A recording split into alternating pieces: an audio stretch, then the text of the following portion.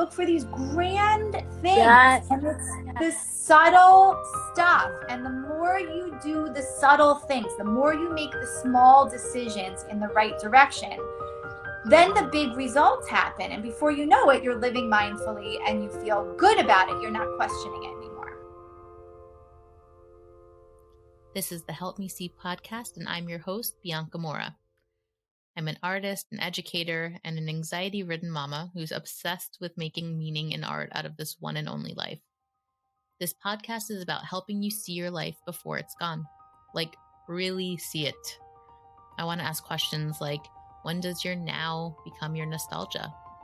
How can we be more intentional with the memories we're saving and not just capturing the highlight reel? You can expect an episode every Wednesday, some with just my introvert self rambling about what keeps me up at night, and some amazing guest speakers diving into how they choose to see.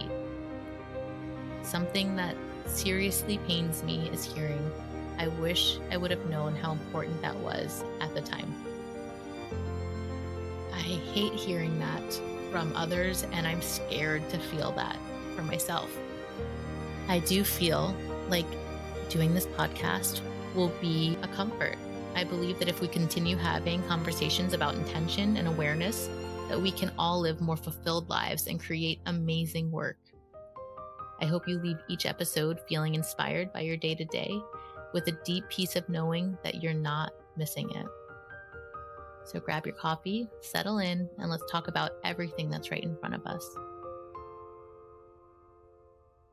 Have you ever listened to one of my episodes and thought to yourself, yes, I know, I feel it. I know I need to take more photographs or videos or documentation, but I don't even know where to start. Sometimes we have major blind spots and even our obvious practices. I made a quiz to help you figure out what your blind spots might be. It's called, What Do Your Photos Actually Say About You? Find out what type of memory keeper you really are and what super important goodness you might be missing. Answer a few questions, and I bet I'll be able to guess. You might even get a surprise freebie in your inbox afterwards to help you on your journey to take more meaningful, effortless photos of your life. Let me know what archetype that you got and share it with a friend. Have fun. Hello, welcome to another episode of Help Me See. This episode's a little bit different. I did my first long-form Instagram live with my friend Jenny Sanchez. She's a practical health and wellness expert that has the most amazing way of helping you navigate these big, broad life purpose questions in very simple, doable strategies. We had a lot of fun talking about the idea of presence and why is something that's supposed to be so simple and pure so effing hard. We started chatting about it privately, and then we thought, you know what? We have a lot of crossover in our worlds, and it's a conversation that we think needs to be had out in the open a little bit more. So you're in for a treat. And I have to say, I enjoyed the conversation so much, and I felt like clear as a whistle as we were talking. And then I come home and I just get caught right back up in my analysis paralysis over deciding on some technical crap to do with my business and what do I do and this and that. And as if that conversation never happened. That is why, my friends, that is why I am showing up week after week after week, putting out this podcast, talking about this content that is so important to me. It's not because I haven't figured out. It's because I need to repeat this over and over and over again. When you intentionally put yourself in the way of something repeatedly, it's just naturally going to bring your awareness up. It's naturally going to be what fills your reality. And I am striving for my reality to be one that is not a constant reoccurrence of analysis paralysis. But what if it doesn't have to be so black and white? What if we can be easier on ourselves? What if we could have our cake and eat it too? What if we could always try again? I'll be sure to drop Jenny's information in the show notes in case you want to go check her out and learn a little bit more about her. Just really wanted a more permanent place for this conversation we had in my world. So without further ado, here you go. So we are here today because we were having this conversation and we're like, why not have this conversation on our platforms and talk to all our people about it? Because I feel like it's such a common thing. Yeah. So I'm in the process of creating my course, and one of the big hot button topics is, which photos are the photos you want? And it's okay to have a moment and also take your phone out to take the picture. We can have our cake and eat it too. I think the trouble we get into, and this conversation is so great with Jenny because she is like a mindful guru over here, is when we put, we put these bumpers on ourselves and say, oh, no, I want to take a picture, but it'll take me out of the moment. You just took yourself out of the moment by enforcing that strict guide on yourself. What do you think about this, Jenny? Yeah, I think I think we get really stuck in our heads about even being mindful, like we judge our mindfulness, and our brain is there to judge, right? We know that. So it's there to keep us safe and to judge what's happening in our lives. And what we're trying to do is kind of, redirect some of those thoughts to decide what is actually right for us in the moment. But I think it all gets intertwined and it gets mixed up, and then we're just like, I don't know if I'm being mindful or what I'm doing. And I think that people feel like you have to choose between one or the other, like wine and wellness, or wealth and spirituality, or, cake or a healthy body weight. And I feel like the idea is to find the space in the middle where you can have both. Like you say, have your cake and eat it too. Mm-hmm. And in a place where it feels comfortable, where you're not always questioning yourself, like you're not having this wonderful moment and you're dying to take the photo because you want to remember, and then you're telling yourself like, oh, but I really shouldn't, because that's just not the mindful way to be living. Well, no, if it's what you want, then you should definitely be doing it.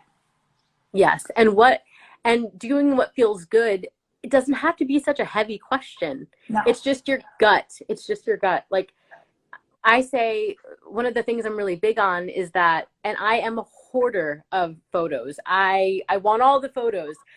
And sometimes I can be in a moment, feel like I get the thought that comes through saying, I want a photo of this, but I let it go as easy as it came because I don't even feel like I want to move. But it's not me saying, no, I mustn't, because that way I would be having neither, honestly. Right. How does this come across with your experience in your yoga and in what you do? Yeah, I mean, like what we were talking about the other night, I saw it so much in yoga, and I come from a fitness background. So like when you're in fitness, it's so different because, people are coming into a gym to get fit or, to have their buns of steel moments. And then yoga kind of became similar to that, where people show up to a yoga class 9 times out of 10 because they want to get more fit, and a lot of it has to do with social media and what we see out there and these yoga bodies. And I used to tell people, like, that's fine, because as long as you get your booty in the door, that will hopefully open you up to something else. And then what'll happen is that will happen, and then it'll go so far to the other side where then it becomes like, well, now it's not okay that I still want to look good in a bathing suit because now I'm this super yogi and I'm not supposed to be feeling like that anymore. And, we're not living in the Himalayas in a cave. We're living in societies where, we put on clothes and we go out, and it's okay to want to look okay and look good, not just look okay. Yeah. And I think same thing with like meditation and even finding information, like educating yourself with podcasts and reading the right things. I feel like we get so consumed with feeding ourselves that we don't even really want it, but we feel like we're supposed to be doing it. And so we just don't know where to stop. And for me, that's the difference between really living the experience of being mindful and trying to practice it. I feel like when you're living it and you've really found a way to incorporate it into your life, you're aware of what you want and what you don't want, and you don't question it. You're saying, now I'm in the moment with my family, I'm going to take the picture. And you don't say to yourself, like, should I not be doing it? Because you're not going to take 40,000 photos. You're not going to sit there with your face in front of the phone. You're going to take the photo or the 5, and then you're going to move on. For me, that's living in a mindful way where you feel comfortable with the decisions that you're making. And you're mindful of them. So there's this mini pause before you do things so that you're thinking, do I want this? Do I not want this? Does this go with what the person that I would like to be? Is this leading me in that direction? Or is it not? Is this something I want to be, do, or have? And I think that mini second that you take before you do things is what guides you in your life. And it's all the subtle stuff. That's the other thing we do, is we look for these grand things. And it's the subtle stuff. And the more you do the subtle things, the more you make the small decisions in the right direction, then the big results happen. And before you know it, you're living mindfully and you feel good about it. You're not questioning it anymore. That mini moment thing, the mini minute, taking just that second to do a gut check is huge. I feel like everything you need to know will be in that moment. Like, it's like when you do the thing, like a word association. The first thing that comes to mind when you think of this, go. When you had that thought, did you feel good or bad? Go. Right. Yeah. And it's the same thing. I think about when you were talking about people that come into yoga, they come into it for one reason, and then they feel like, oh, that shouldn't be my reason anymore. It's okay for it to be multifaceted. It's okay for you to want to look good in photos. But you don't always have to look good in the photos, because the photos are meant to serve different purposes. I saw someone on here was talking about how they take the photos to reminisce, just a couple photos, just to remember sometimes, not because that's the one they want on their wall. It's just like a little note, love note to yourself. It doesn't always have to be one or the other. It's okay to have different reasons for why you're doing things. And no, I just think that's huge. And another thing it made me think of when you're talking about that is I have this guilt that I feel because I'm totally guilty of like edutainment. I love listening to podcasts, and I love the multitasking and doing this and doing that. And then I'll have these moments of heaviness. And I'm like, I've listened to all this rich, amazing content, and then I do nothing with it because there's no space in my brain to keep it all. So I need to after a podcast episode ends, I need to make myself stop and not press play until I internalize it and do something and take action. But maybe it's just enough sometimes for me to get that dopamine in the moment. I like what they're saying. I like feeling it. And it's imprinting on me in a way that even though I'm not remembering and recalling just in the forefront, I'm probably living my life a little bit differently. And that's good too, Yeah. Yeah. I think in the beginning, it's really great I think it's necessary to stick with something. So like what you're going to teach with your students, for example, with taking photos and how to see and when is the moment, you want to follow it to a T in the beginning, because you're creating new connections in your brain. You're creating new ways of thinking. And I think what happens is you also want to follow one person. Like this is like from yoga way back when I first learned it, for example. You have one teacher, and now like there's 9 million studios, and you go to everybody, and everybody has a different way, and it's all correct. It's just that you want to learn it one way so that you can get really good at something, and then you can make it your own and figure out what works for you and what doesn't work for you. But until you give yourself the chance to really like ingrain something in there, it's just mush. It's like mushy upstairs, like if you're listening to 9,000 different podcasts of 9,000 different people, they may all be saying awesome things, but they may all be saying it in a different way. And then when it comes time to pull up that skill, you have 10 voices in your head instead of one.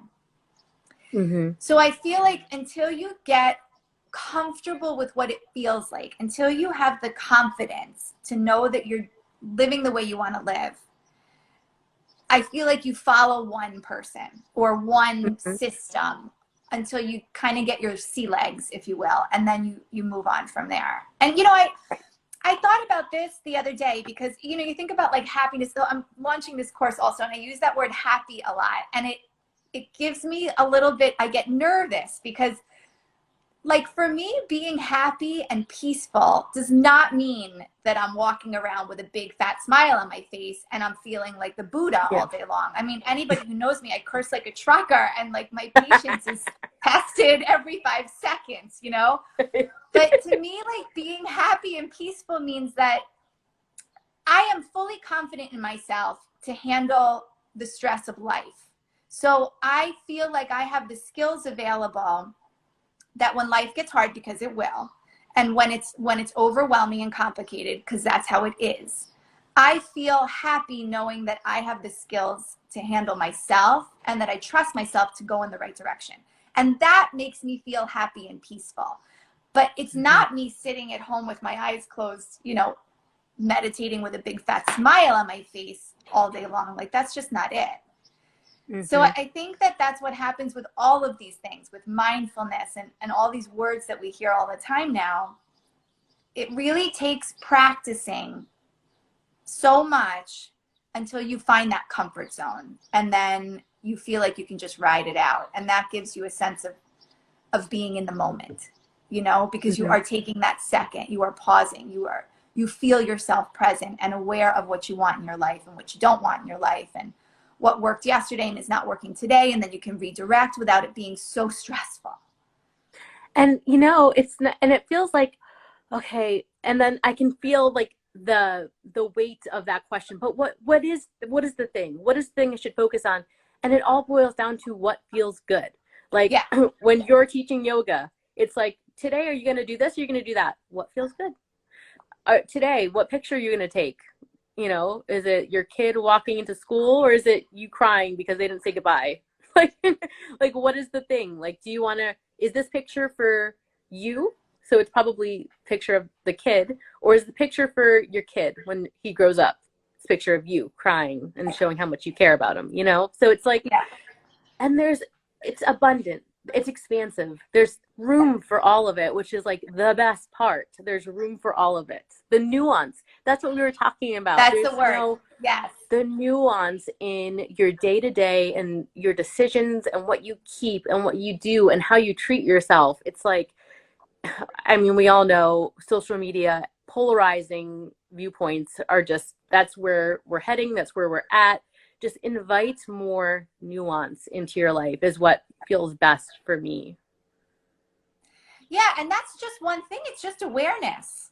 It's just a matter of cultivating awareness. That's all it is. It's like we just all need one thing. We just have to not be on autopilot. And I think that's also with you with photos, that's what you teach people, is like people automatically just take pictures. You know, like we go to concerts and people spend the whole concert filming it. It's like, okay, when are you ever watching that again? Number one, it sounds like shit on the phone after you. Like, when are you watching that again?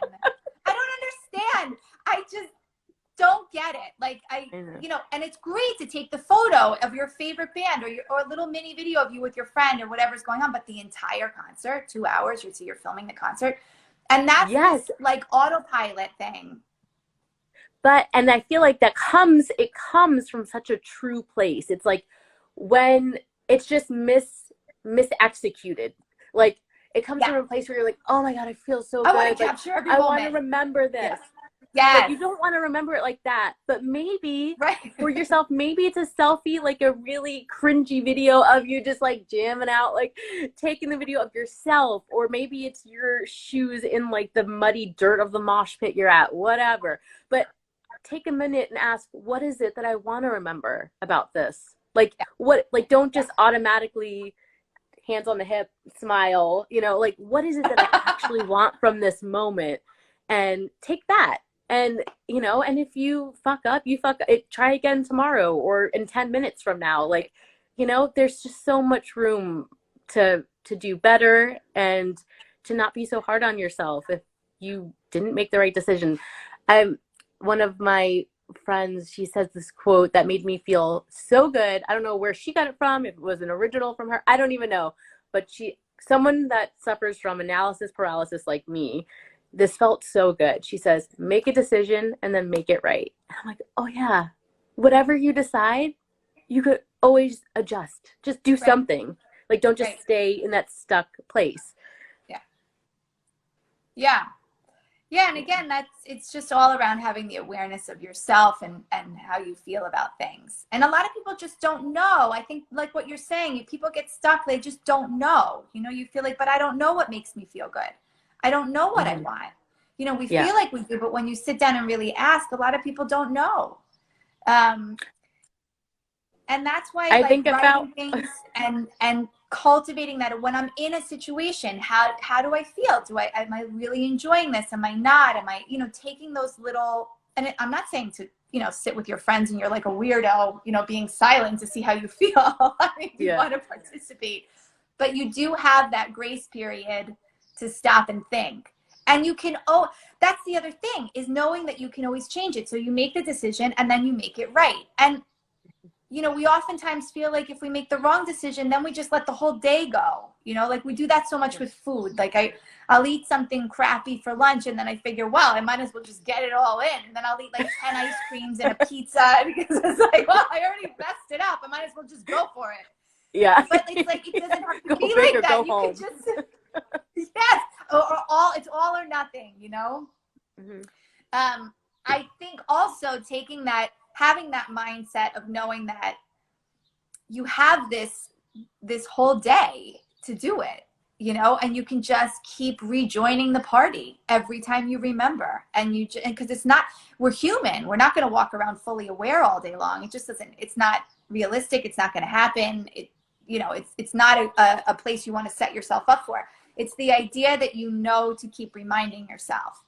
And then once you practice that enough, then you find ways to stop and remember. It's not even possible to walk around your day in your life soaking up every single thing. It's just, you have to numb out. It's too much. It's just too much. You can take drugs and do it, but you can't. Probably do it for longer then. But just knowing, it feels so, I don't even know when I had the moment where I crossed over, and I still fall back into old patterns too, but like I would get so like white knuckled tense thinking, oh my gosh, like I'm sitting here, I'm on my phone scrolling and my kids are playing and I should be on the floor with them and blah, blah, blah, blah. And I feel so tight, but I would still numb out because I needed that. I needed to just shut down, and I would just be lashing myself about it. And now, like, when I find myself doing that, I think, okay, like, I'm doing this because I need it. Like, I'm just remembering that I've already done this. So in an hour or two from now, when I have another opportunity to be present with them, I'm going to choose that because I know right now I'm doing this for me. Like, just finding that happy place of compromise. Yeah. And again, that's just taking the pause and having the awareness to know how to do that.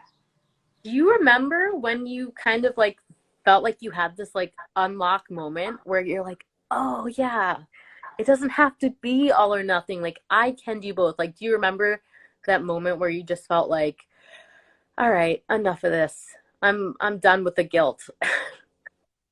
Yeah, I always question stuff. So like I never took anything at face value. I always questioned like there must be another way, or so I always had that way about me, which has made my life way more complicated than probably it needs to be. But I always had that. And then, what happened for me is my dad, when I was 25, I lost my mom to cancer, and my dad was much older than my mom. And he was 22 years older than my mom. So my whole life, up until my mom died, was always feeling very rushed to get everything done so that my dad would see it. And I never once considered that my mom wouldn't see it because she was, you know, a normal mom age, and my dad was older than my grandparents. So it was this, I was always rushed, and I was always thinking of the future, and I needed to get things done, and for him to be there and be present. And then when I lost my mom, it was a huge shock to both of us, obviously, because my dad was never expecting. The only thing my parents fought about was money, because my dad was worried that he would die and she wouldn't have enough. So when I was 25, I lost my mom. When I was 30, my dad was diagnosed with dementia, and that was like just a shit show journey. He just went for it, like full dementia, and it lasted for almost 8 years. Wow. And I really thought that I felt bad and heavy and tight because of my circumstances, because of my dad. I just assumed, you know, most of my adult life had been in hospitals and taking care of my parents, and my husband's parents were also ill, so we lost both of them also. So it was just a lot of heaviness externally. And when my dad finally passed, I always said it was like being released from like a hostage situation. Like for him and for me, it was like this total release. And, you know, he was 90 when he died, so he lived a long life. But I expected this lightness to come into my life. And I expected it to happen because I had been teaching yoga for so many years. I felt like the base was there, you know, I just had to wait for it to happen. And then a year after my dad died, I woke up still every morning and my first word out of my mouth was fuck. I mean, that was for my whole life. The alarm goes off and my eyes open, and it was this feeling of like, fuck, you know, I got to do this again. It felt exhausting. And I woke up in the middle of the night, and I was thinking, oh my God, what if I live as long as my dad? I always assumed that I would die young like my mom. And then I had this horrible feeling of like, what if I live till 90 and I have to wake up every morning saying, fuck, like that's not okay. I got to do something about it. So I always say, like, I was fueled by the fear of longevity to change the way that I felt about life, because I got like really nervous that I was going to live long and I was going to be in this tight, heavy state. Oh my God. And so I started, I did everything, the flowers, the rainbows, the unicorns, all the shit that I said that I would never do, because I realized in that moment that my yoga practice was really just physical. You know, I had been raised in a gym. I had always thought of the physical, and my practice was just physical. I never really took it to the depth that I needed it to. And so I decided to do it. And it was just in that decision of just saying, this is not the way I want to live anymore. Yeah. And I know there must be another way. And then keeping yourself open when you have no idea what the hell it means. Because I think that's the biggest thing, is we're constantly demanding answers. You know, we're demanding and we're demanding, and we never ask questions to life. You know, what do I want? What feels good? Instead, it's like, give me what I want, you know, show me what feels good. Tell me where I'm supposed to be going. And if we start to ask questions, usually the answers are right in front of our face. You know, it's yeah, every decision you make, if you ask that question, is this what I want? Is this leading me towards what I want? Does this feel good? You start to receive the answers. But I think you have to be open to not knowing. Like I always tell people, you don't have to get it to get it. So if you feel like you got to get it first, I love you'll never get it. You gotta be willing to just not get it, but have an open mind and heart that if you stay open to all of it, something will come in there when it's time.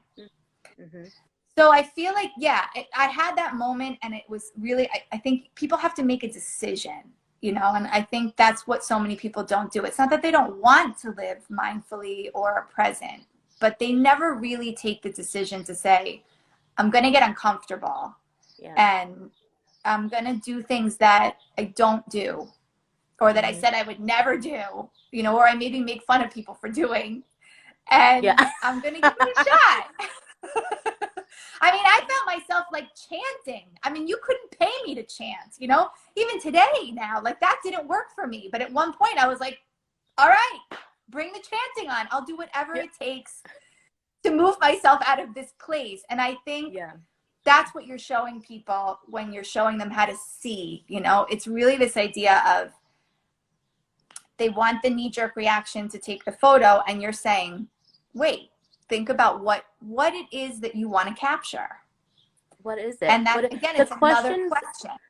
The questions are always so much more powerful than the answers. And I feel like there are days where you wake up and you could say, oh, fuck off. I just fuck off. I just want the answer. But then how bored, like truly, if you're really being honest with yourself, how boring, what is the point if you just know everything? Yeah. And like, even when I take pictures, like I try to, because I take it so much, if I wasn't more mindful when I was taking pictures, then I really wouldn't be living life, because I have stuff in front of my face all the time. But like, as I'm taking photos, I think to myself, like, what am I, why? Like, what is it about this? Like, why am I taking a picture of my son? Of course he's cute. But if you just go deeper into that, it's like, oh, is it his sticky fingers? Is it, you know, the booger hanging out of his nose? Is it the fact that I know that he'll never be this impressed with a feather ever again in his life? Like, you know, like, it's just thinking into asking those questions and being okay with asking the same question over and over again. There was some artist, oh gosh, of course, I'm so bad. My memory is so bad. Another reason why I take pictures. He says, you know, I was always trying to figure out, like, my artist statement. What is it I'm trying to say? But I'm just trying to find answers to this question. What is the question that I always want to find an answer to? And I look for it through my photos. You know, it's just, what is your vehicle? What's your language? Like, it's the same thing. We all want the same thing, but we all have different vehicles. Like wellness, yoga, photography, writing, like whatever it is, just find your vehicle and the language that you want to use to tell your story, and just trust yourself to do whatever you want. I've never believed more that everyone is just making shit up until I became a parent. I can't believe my house is crying and looking at me to like be the thing that makes everything better, and I'm sitting there wanting to suck my thumb like, I'm a grown up. I don't want to do this right now. Everyone's just doing the best they can. And, you know, just be easy on yourself. Let the nuance, like, just be open to it all, right? Be easy. You got to be easy about it. And it when you can do that, you will laugh at yourself a lot, because you realize how stupid we're being half the time, you know? I mean, really, you know, it's if you can let yourself have that space, you'll laugh a lot more, and life becomes a lot lighter. It doesn't mean that heavy things are not happening, or again, like stress. And I feel like people also think that comes with doing the work, that suddenly your life is less stressful, or you're not going to have any problems. And that, I don't care if you're a monk living in a monastery, they gossip about each other and they have stress also, because we're human, you know. This one snores louder than the other one. And it's the same with meditation. People, you know, are always looking for the perfect place to do it, or that there's going to be no sound. I am in the middle of the Andes Mountains in Patagonia, and I will go, like the other day, I went and it was like in front of the river, and it was so beautiful, and it was just the sounds of nature, and I sat down and meditated, and I was like, it's so fucking loud here. Like, the water was loud, the birds were loud, the wind was blowing, I was cold. I was like, this would have been better in the cabin that I'm renting to do this meditation. But it's just me. I was laughing at myself, because I'm like, are you serious? You've like immersed yourself in nature, and I'm complaining about it. You know, I'm like, could the river just turn down a little so I could have a little more quiet? Goddamn serene, magical place. This ridiculous magical place is so loud. I'm sitting in my own photo studio, and I'm at my house. I'm like, I can't work like this. I must go. I need a break. You know, tell my partner, I have to go and be by myself. I get here, and I'm sitting here like fidgeting, like moving my drink from one side to another, like looking at the paint that I missed on the walls. I'm like, well, I'm here. I'm in total silence, and yet I can't get it together. And some days we just can't, and that's okay. Just go home and watch some trash TV. That's okay too. That's an option. Yes. Yeah. Yeah. And I think a lot of it, though, is just making the decision. Like, because I do the same. I was doing the same today. We were talking about this earlier. For me, social media is so hard. And I don't know. it's almost like I want to go to like a witch doctor at this point to figure out what's wrong with me, because I can't, like, I don't have problem speaking to people. I don't have a problem doing any of what would go into social media. But when it comes to doing my stuff, I can't, it's like I can't figure it out. Yeah. I take it too seriously. I'm overthinking everything. I know that it's happening and I can't seem to figure out the way to fix it. And it's just, I did the same. I set myself up for success and I did nothing but like eat strawberries and, you know, take Lola for 10 walks, and nothing was happening on the social media plane. Mm-hmm. But when you, like, we're going to hang up and I've already made the decision that I'm just doing it. Like I will not, there is no it's non-negotiable. I have to do it today. So you make the decision and you go through the discomfort until something comes out. You know, you get one post, you get one mindful moment, you get one of whatever you're looking for, and then suddenly you have two, and then you have three, and it's all the same process. And one is almost always enough.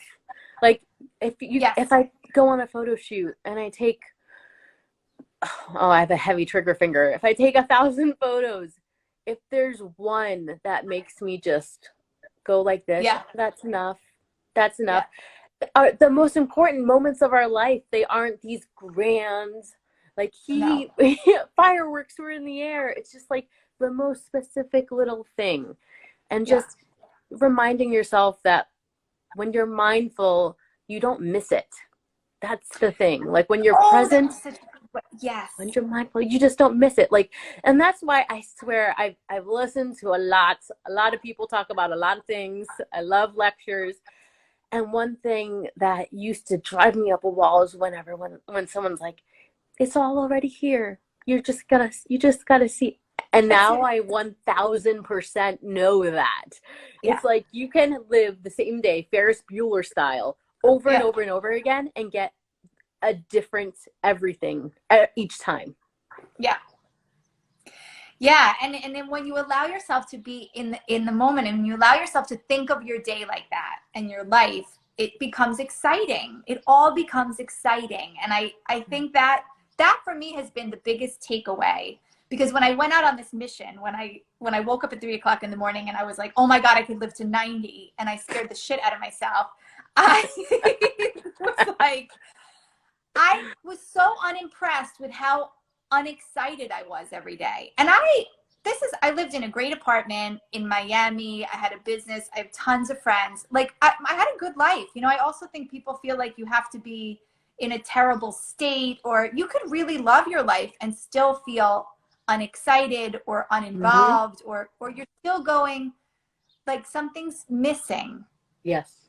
And that has been the biggest thing that's come out of all of the practices and doing the work, is being really excited about my day. Like I wake up and I'm genuinely excited to just do the small stuff, because when you're mindful, when you're doing it, it's quite extraordinary, all of it. And I mean, now I'm going to sound like a total weirdo, but like I do this, this is going to sound weird and I'm just going to say it anyway. But I teach people, when I teach mindfulness, I tell them to pick an activity that they do every single day and do it mindfully, because a lot of people don't even know what it means to feel mindful, right? It's like what we were saying, you don't know what you like, you don't know what it feels like to be mindful. So pick something you do every day: a shower, brushing your teeth, and you do it mindfully. So it doesn't mean that you're doing anything different. You're just simply allowing yourself to be really aware of the moment. So the taste of the toothpaste, the sensation, the sounds of your family in the background, the whole experience. Like let it be a whole 5 senses deal, and keep doing it, and then move on with your day, you know, and then add something else. So like when I did it, I did brushing my teeth, and then I added waiting in line at the grocery store. So every time I waited in line, I would allow myself to be really mindful. Like I wouldn't be looking at my phone. I would just, who was in front of me, who was behind me, what people were doing, what it sounded like, what it smelled like. And I kept practicing. And then it became second nature to take those pauses. And this is the part that's going to sound really weird, but like I would find myself brushing my teeth and going like, I can't believe I can like brush my teeth. Like I can't believe I'm having this extraordinary experience of being alive and like brushing my teeth. And I don't think I've ever said this out loud. And I probably shouldn't be doing it on Instagram Live, but like I just did it. But when you really tap in, you go like, can you believe that I'm standing here in the place that I'm standing on a rock that's hurling itself through space with God only knows what's out there? And I'm like, you're brushing my teeth. No. See, So I think that's we a have big the deal. opposite starting points, where you had the, oh shit, I might actually live long, and me, I've always been like, oh shit, it's over at any moment.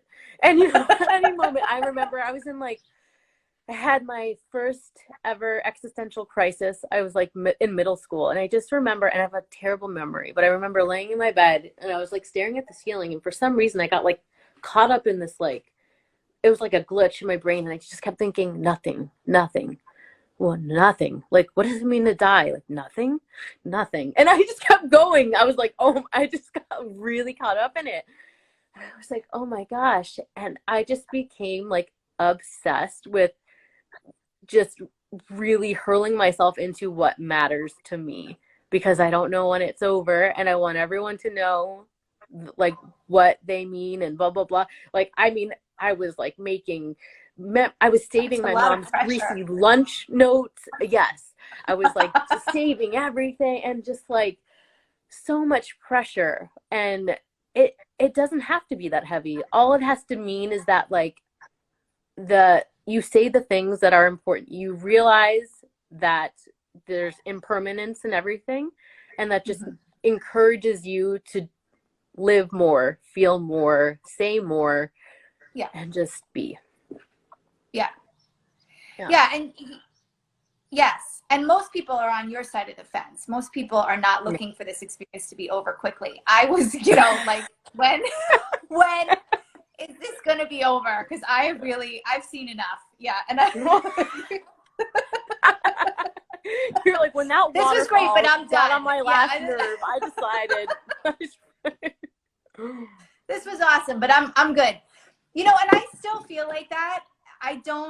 I'm really, really unafraid of it all ending. I really feel like it will be somewhat of a relief, because it's a lot of work to be here. And I don't think it has to be that much work, but I think it's supposed to be if we're really doing it right.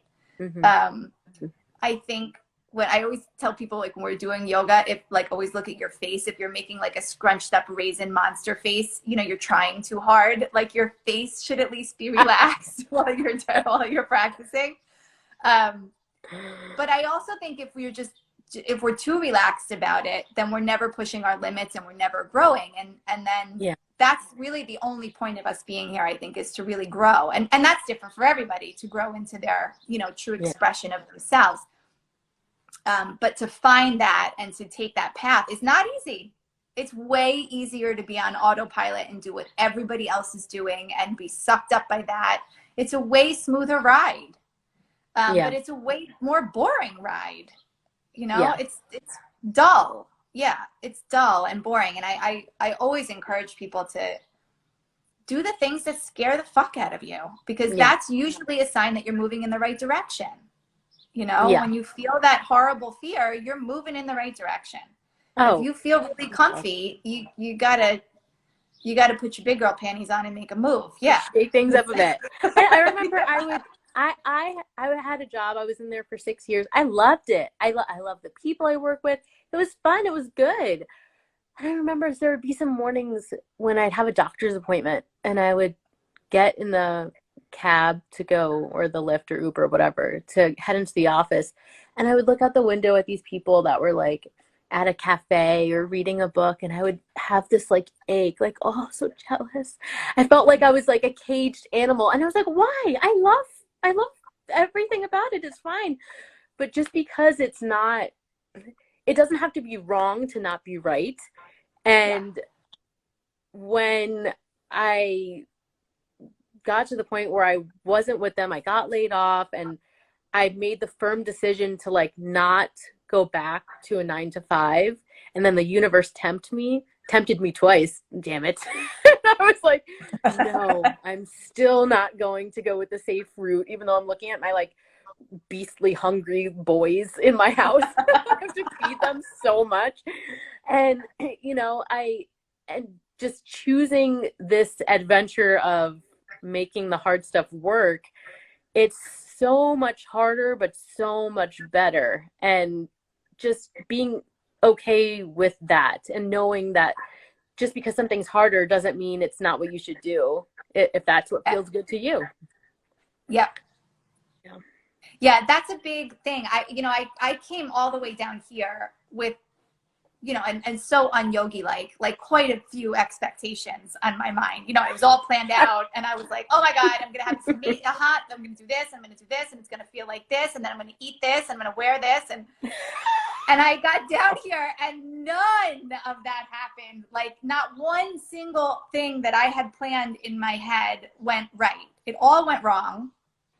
And it's very uncomfortable, and I'm not in my, best place I've ever been in. And it's 100% the right place where I'm supposed to be.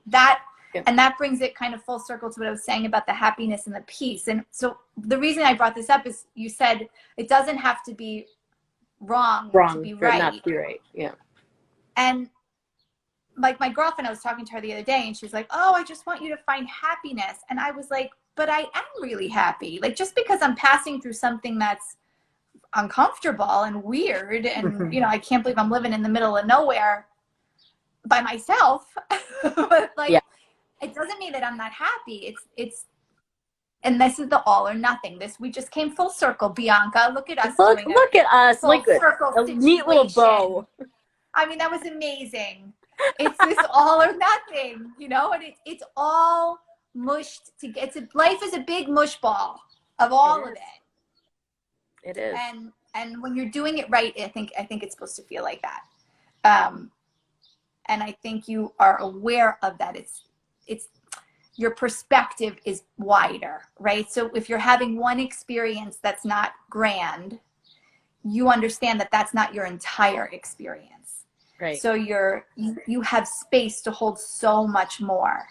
And it's the same with you with the photos. There's you zone in on this one thing, but what is the bigger picture? What is the expansiveness of the moment that you're trying to capture? It's not just this one thing. It's do a full spin and see that it's so much more than just this one little thing that's happening.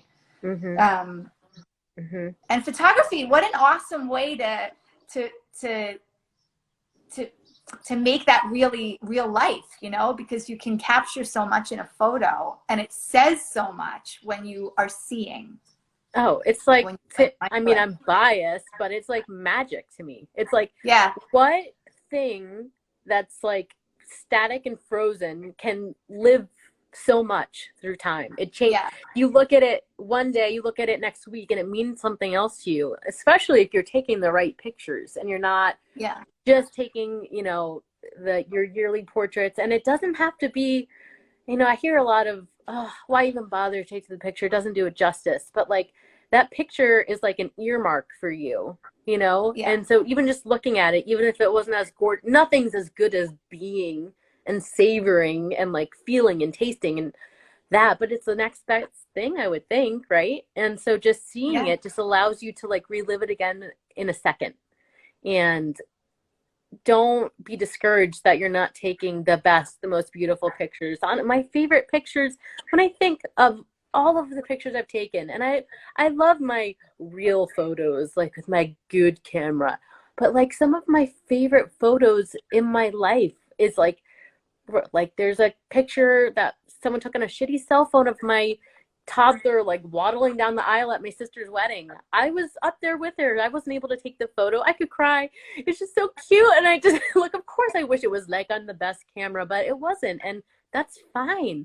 I don't care. Some of my other favorite photos are stills that I took of home videos that I'm like, what magic. My dad chose to record us sitting there doing nothing in our living room, and then I can look at it and love the way my mom looked at my sister, and I take a photo of it now. Like, how tricky is that? Like, it's just, there's so much opportunity and there's so much gray, and I'm someone that really likes extremes. I don't usually like gray, but for the sake of this conversation, the nuance and the gray and the room, leaving room for yourself, and with presence and mindfulness. I feel like that is the center, that's the nucleus of what we're talking about.